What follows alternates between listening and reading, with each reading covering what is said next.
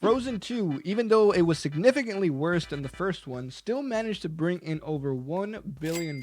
And let's be honest, most of its success was because people wanted to know if Disney would make another banger like Let It Go. Spoiler alert, they did not. Although Lost in the Woods is just chef's kiss. Well, one of those songs has gotten Disney into some legal trouble, but before we get to that, please don't forget to like and subscribe for more legal stories. Alright, so on to the lawsuit. Daniel Gringson filed a copyright infringement against Disney for their song Some Things Never Change. The songwriter alleged that certain sounds were recorded or replayed from a song he co-authored entitled That Girl. Well, the court didn't like the phrase certain sounds. They granted Disney's motion to dismiss in part, saying that Gringson failed to plead facts to support a copyright infringement claim. But what does this mean? Well, there are these federal rules of civil procedure that lawyers have to follow when filing civil lawsuits. In it, there's Rule 12b-6, which permits dismissal where the complaint lacks a cognizable legal theory or sufficient facts to support a cognizable legal theory. Here, the theory is copyright infringement, but it seems that the court doesn't think Daniel had enough facts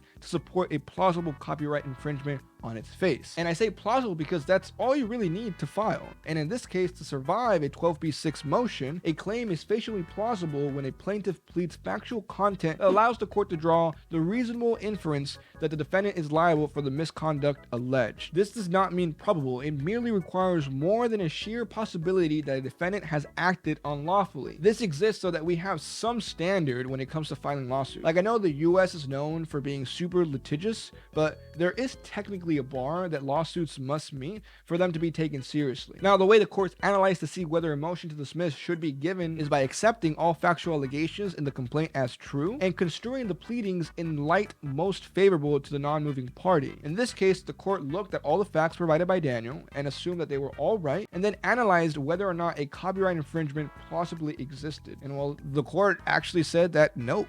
Sorry. So Disney won on this. However, Daniel was granted 14 days to amend his complaint. So, Mr. Daniel, I really hope you have more facts, because if not, this lawsuit is really going to get thrown out. And just so that I'm absolutely clear on this, if he amends and satisfies the plausible test, then that simply means that they can move on with litigation. Litigation can continue. It does not mean that Daniel wins the whole case.